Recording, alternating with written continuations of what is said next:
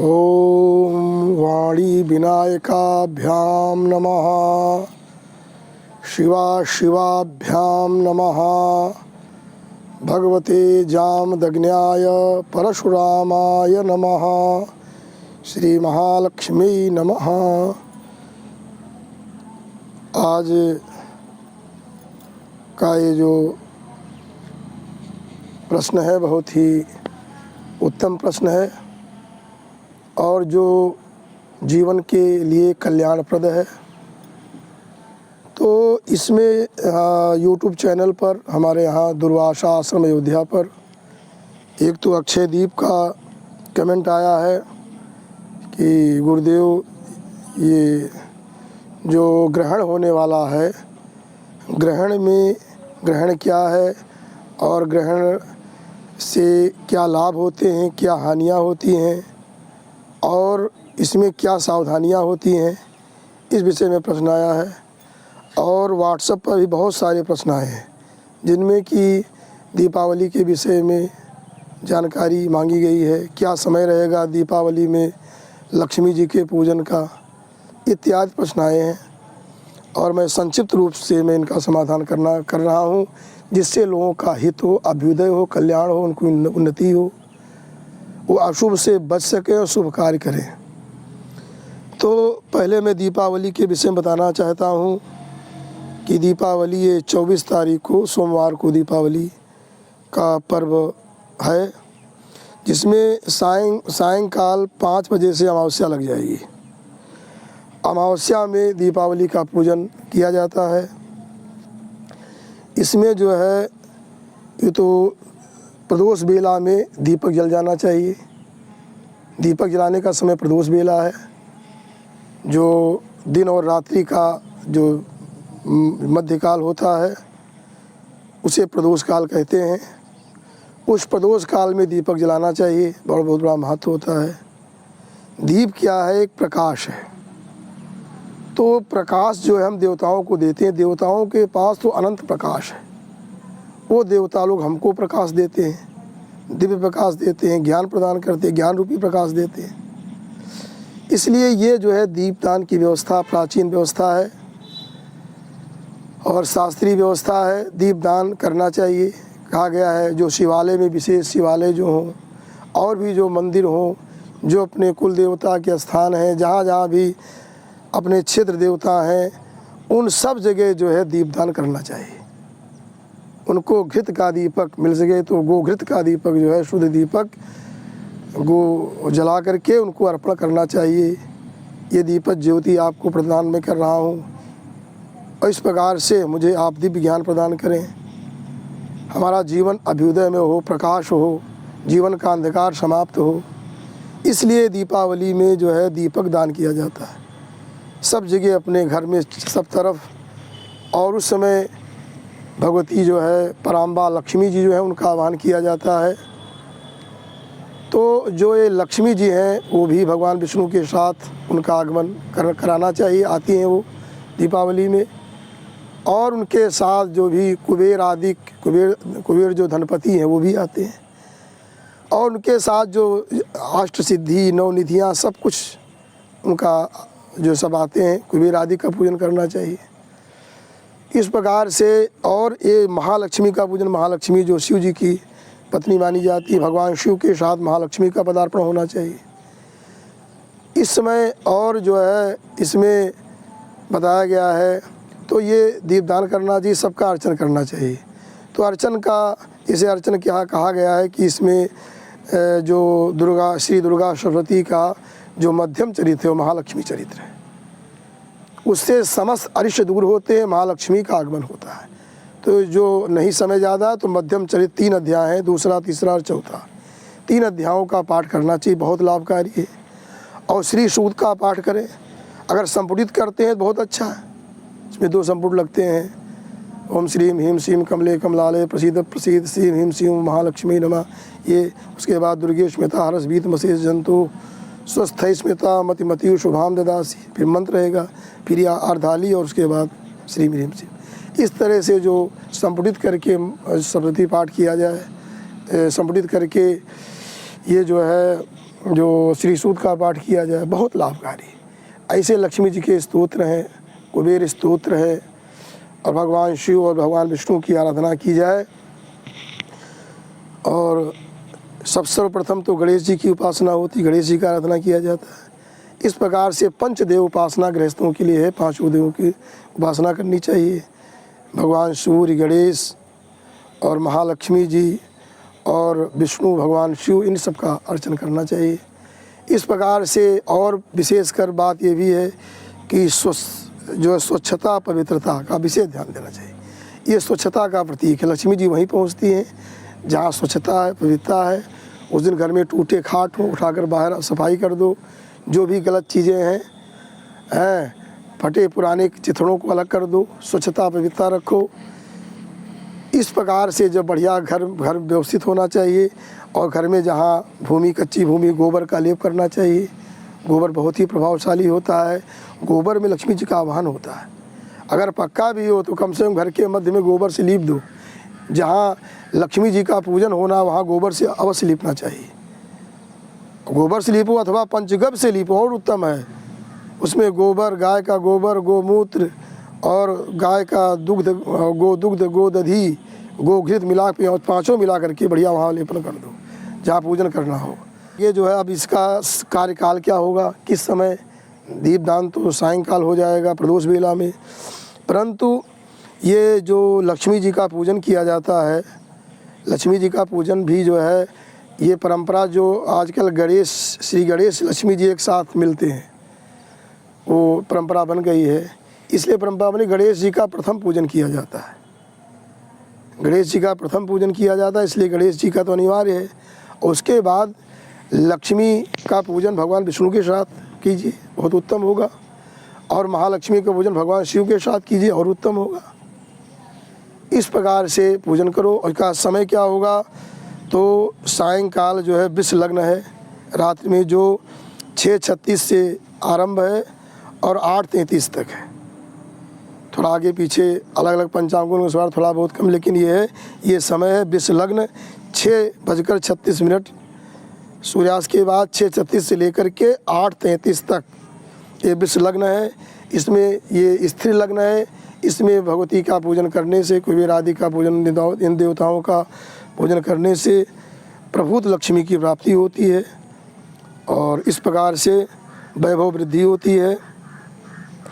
उसके बाद जो है दूसरी लग्न जो है रात में विलम्ब से है, वो 1:04 रात में 1:04 से लेकर 3:18 तक है।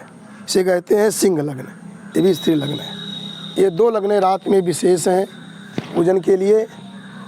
और बाकी पूजन तो सदैव करना, आराम इसमें कर देना, बाकी पूजन करते रहना रात। और रात भर पूजन, रात जागरण करना, पूजन करना है।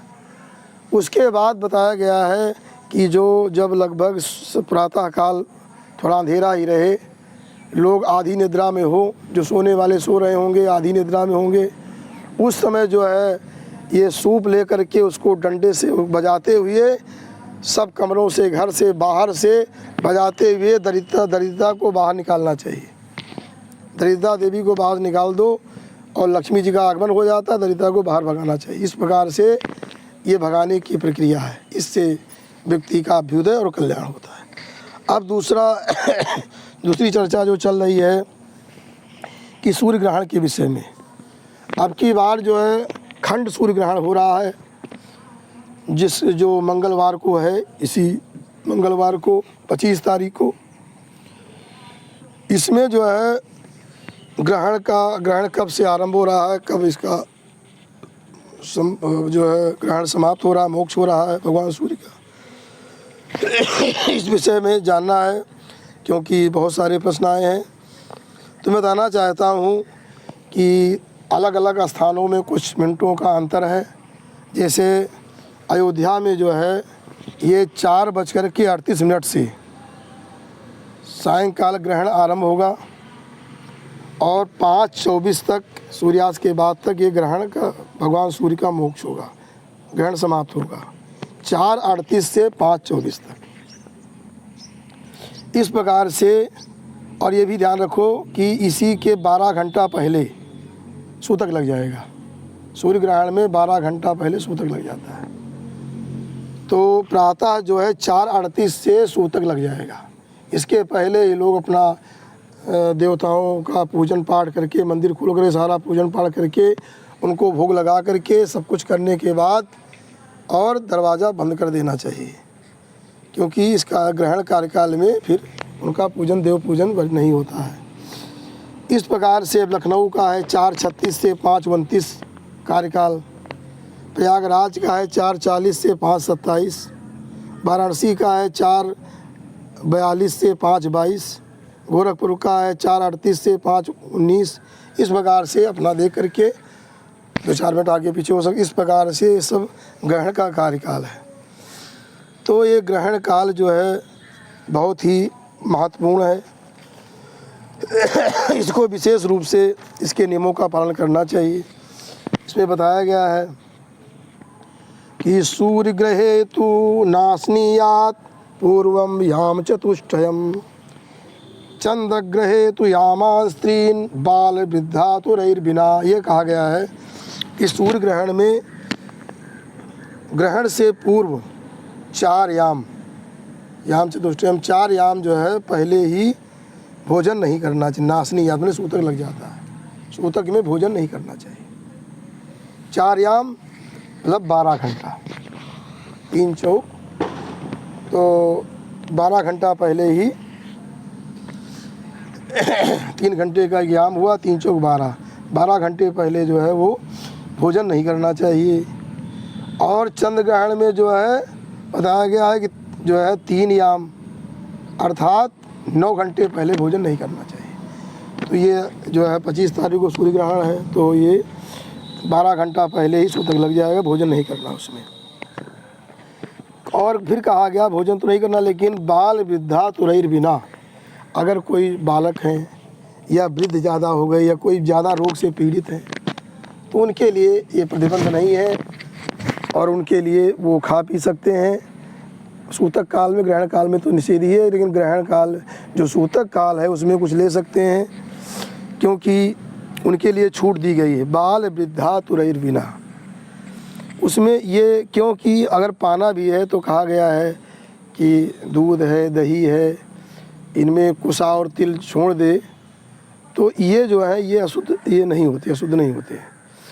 तो इसमें या दही से बनी कोई वस्तु हो, जो दही से वस्तु बनाई जाती है, या दूध से बनाई हुई वस्तु है, इनको ले ले, अथवा तेल से बनाई गई वस्तु या घी से बनाई गई वस्तु, इसमें ज़्यादा दोष नहीं होता है। अगर किसी को पाना है सूतक काल में, बालक है, वृद्ध है, आतुर है, तो उसके लिए इस तरह का वो भोजन कर सकते हैं। और इसमें बहुत सारी सावधानी बताई गई हैं कि सूर्येन्दु ग्रहणम यावत तावत कुर्यात् जपादिकम, न सुपे न च भुंजीत स्नात्वा भुंजीत मुक्तयोः। ये कहा गया जब तक सूर्य ग्रहण चलता है तब तक व्यक्ति को जपादि करना चाहिए। खाली नहीं बैठना कि सूर्य ग्रहण बैठे खाली, उसमें जप करना चाहिए और होम करना चाहिए। जपादि में जप और होम करना चाहिए। इसमें जो है मंत्र का जप किया जाता है, मंत्र जप, उसमें ये मंत्र सिद्ध हो जाते हैं। तांत्रिक लोग इस जो है कार्यकाल में मंत्रों को सिद्ध करते हैं, ये बहुत जल्दी सिद्ध हो जाते हैं। ये ग्रहण काल में, दीपावली में भी मंत्र सिद्ध किए जाते हैं और ग्रहण काल में विशेष काल है जिसमें कि मंत्र सिद्ध होते हैं। अभी एक प्रश्न आया था लेकिन अभी समाधान हमने नहीं किया, अगले वीडियो में समाधान करेंगे। वो प्रश्न आया है कि जो है षटकर्म क्या होते हैं, तो षटकर्म के विषय में हम अगले वीडियो में चर्चा करेंगे। तो इसमें क्या है, इस जो 6 प्रकार के मंत्र होते हैं इनका भी जो है इसमें सिद्धि की जाती है, जप किया जाता है। इसमें जप होम करना चाहिए जब तक ग्रहण चले। विशेष ध्यान ये रखना चाहिए, अगर आपको लाभ लेना है ग्रहण का, अगर लाभ लेना है तो मैं ये ध्यान रखना चाहिए, ना सुपनेन ना सुपेन न भुंजीत स्नात्वा भुंजीत मुक्तयो। ना सुपेन न भुंजीत, ना तो सोना नहीं चाहिए, सोने का बहुत बड़ा निषेध है। आप जागिए, जब से सूतक लग जाए तभी से लेकर ग्रहण तक जागना है। तो सोने से बहुत बड़ी हानि हो जाती है। और ना भुंजी न भोजन करना चाहिए। जब मुक्त हो जाए भगवान सूर्य जो जब ग्रहण से मुक्त हो जाए उसके बाद ही लेना चाहिए। इसमें दोष गिनाए गए हैं कि निद्रायाम जायते रोगो मूत्रे दारिद्र्यमाप्नुयात् पुरी से कृमि योनि स्यान मैथुने ग्राम सुखरहा। कि निद्रायाम जायते रोगो, जो व्यक्ति सो जाता है वो रोगी होता है। रोगी व्यक्ति को और ध्यान रखना चाहिए कि रोग मुक्त हो जाए तो उसे जागना चाहिए। और भी लोग जो रोग से बचना चाहते हों उनको भी ग्रहण काल में या ग्रहण के सूतक काल में उन्हें सोना नहीं चाहिए। लेकिन उसमें ग्रहण काल विशेष है, अगर नहीं चल पा रहा है तो कम से कम ग्रहण काल तो बचाइए, जिसमें मुख्य ग्रहण जो भी समय हम बता चुके हैं। और दारिद्र्यम मापनुयात, अगर लघुशंका व्यक्ति करता है ग्रहण काल में तो दरिद्रता आती है, मूत्र का त्याग करता है। पुरीस का अगर त्याग करता है तो कृमि योनि जो कीड़ा बनता है। और जो मैथुन करता है, पति पत्नी समागम जो करते हैं वो ग्राम शूकर होते हैं। आगे और भी बताया गया है अभ्यंगे चा भवेत कुष्ठी भोजने स्यादधो गति वंचने चा भवेत सर्पो बधे चा नरकम व्रजेत। जो अभ्यंग शरीर में अभ्यंग मतलब जो लगाता है शरीर में, जो शरीर में जैसे आजकल जो सरसों पीस करके शरीर में लेपन करते हैं और कोई चीज़ शरीर में लेपन करते हैं, लेपन करके नहाते हैं, वो शरीर में लेपन नहीं करना चाहिए किसी वस्तु का। इसको करने से व्यक्ति जो है कुष्ठी होता है, कुष्ठ का रोगी होता है।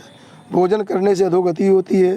किसी को अगर ठगता है तो सर्प होता है, और अगर किसी का वध करता है तो नरक योनि प्राप्त होती है। इस प्रकार से अगर इसमें जो सूतक काल में अगर प्रयोग करना है तो उसमें क्या दूध है, दही है, मट्ठा है, स्नेह चीज़ें जिसे मतलब स्नेह तेल से बनी हुई वस्तु, घित से बनी हुई वस्तु, पकाई गई वस्तु, और ये सब चीज़ें जो है इनका प्रयोग करना चाहिए। ये दूषित नहीं होती हैं। मणिकस्थोदकम, मणि में स्थित जल, ये सब दूषित नहीं होते हैं। राव सूतकी, ये भार्गवार्चन दीपिका में ऐसा बताया गया ज्योतिर्निबंध में, मेधातिथि का वाक्य है। तो ये चीज़ें दूषित नहीं होती हैं। अब ये सोचिए कि ये ग्रहण काल में ये वस्तुएं जो दूषित कैसे हो जाती हैं, ध्यान देना चाहिए क्यों दूषित होती हैं। तो इस पर ध्यान देना, यहाँ लिखा है राव, इसको राव सूतक कहते हैं या राव दर्शन कहते हैं। ग्रहण का एक नाम है राव दर्शन, जिसमें राव का दर्शन हो, ग्रहण हो गया हो।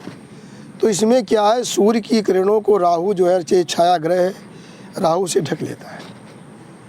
तो राहु के ढकने से राहु के जो विपरीत जो गुण हैं वो सब आकर के ये भोजन पर पड़ते हैं, जो भी खाद्य वस्तुओं पर पड़ते हैं, वो सब उसको दूषित कर देते हैं।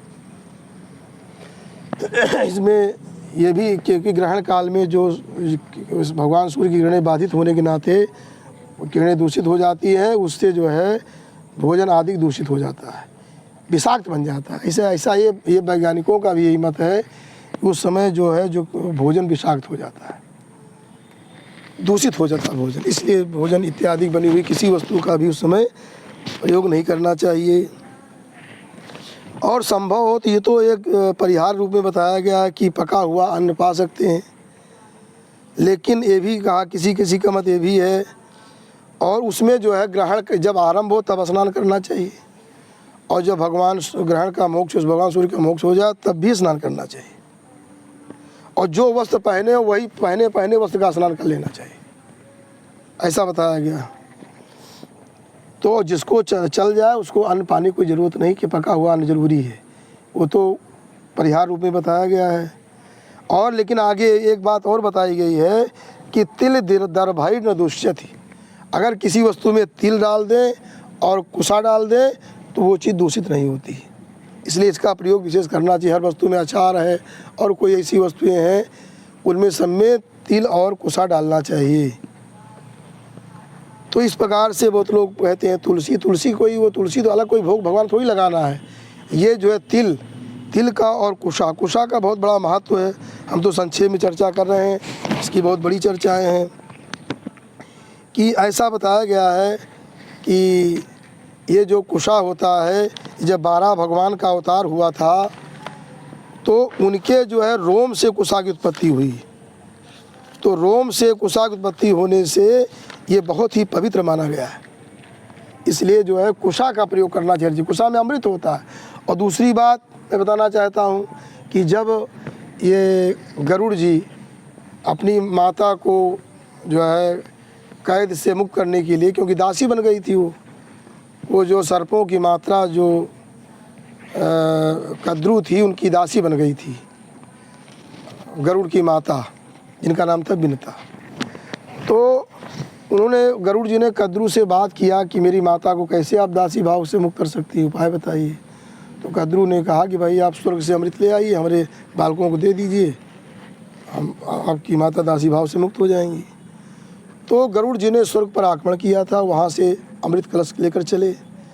इंद्र ने अपना वज्र का प्रहार किया, लेकिन गरुड़ जी ने अपनी एक पंख तोड़ दिया। कहा इंद्र ये आपके वज्र, ये आपके दधीची ऋषि जो परम ब्रह्मर्षि ब्राह्मण ऋषि, ये दधीची की हड्डियों से बना हुआ वज्र है, मैं इसका सम्मान करता हूँ। एक पंखी टूट गई, कहा मैं जा रहा हूँ। इंद्र ने कहा हमसे मैत्री कर लो।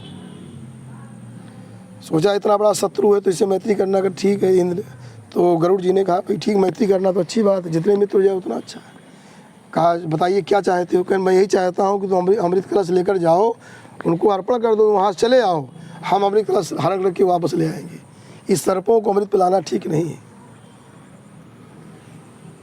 इस प्रकार से वो जो है गरुड़ जी वहाँ दे दिए। कहा तो कद्रू ने कहा तुम्हारी माता दासी भाव से मुक्त। अब वो कुशा के ऊपर अमृत कलश रख दिया, तो काफ़ी अंश अमृत का जो, क्योंकि डुबो कर लाए थे तो उसका जो बाहर लगा था ना सब अमृत वो कुशा में भी प्रवेश कर गया कुछ ना कुछ। और गरुड़ जी वहाँ चले आ, इंद्र गए, वो सब स्नान करने लगे। सर्व लोग ये स्नान करें तो अमृत पिए, अमृत इंद्र गए कलश लेकर भाग आए। अब जब सर्व वहाँ से निकले तो वही कुशा चाटने लगे, उनकी दो जीवाएँ हो गई। इसलिए कुशा में अमृत का अंश होता है, कुशा कुछ बहुत पवित्र होता है। इसलिए मैं बता रहा हूँ कि कुशा जो है प्रयोग करें। कुशा से कुशा और तिल जान डालने से वो चीज़ें दूषित नहीं होती हैं, जो साहस का विधान। इसमें और भी मैं बताना चाहता हूँ, इस ग्रहण काल का बहुत बड़ा महत्व होता है। इसमें गोदान, स्वर्णदान, महादान करना चाहिए, बहुत बड़ा महत्व है। इतना पुण्य होता, अनंत गुणा पुण्य होता है इसमें दान करने से। गोदान करो, स्वर्णदान करो, और भी जो महादान करना चाहिए। इस प्रकार से इसमें जो है अगर कोई नियम पालन करता है ग्रहण काल में, तो ग्रहण समाप्त होने के बाद एक नई ऊर्जा का समावेश होता है। अगर ग्रहण के नियम पालन करता है, कुछ खाता पीता नहीं, नियम से जब तब ये सब कर रहा है जो अभी हम नियम बता चुके हैं, तो ग्रहण के बाद उसके अंदर जब वो स्नान करता है तो एक नई ऊर्जा, क्योंकि भगवान सूर्य को भी नई ऊर्जा मिलती है, एक पावरफुल। ग्रहण के बाद जो है कष्ट तो आता है, लेकिन ग्रहण के बाद एक नई ऊर्जा भगवान सूर्य को भी प्राप्त होती है, और जो इस नियम का पालन करते हैं उनको नई ऊर्जा मिलती है। इसलिए जो है अगर नई ऊर्जा प्राप्त करना है तो ग्रहण के नियमों का पालन करें।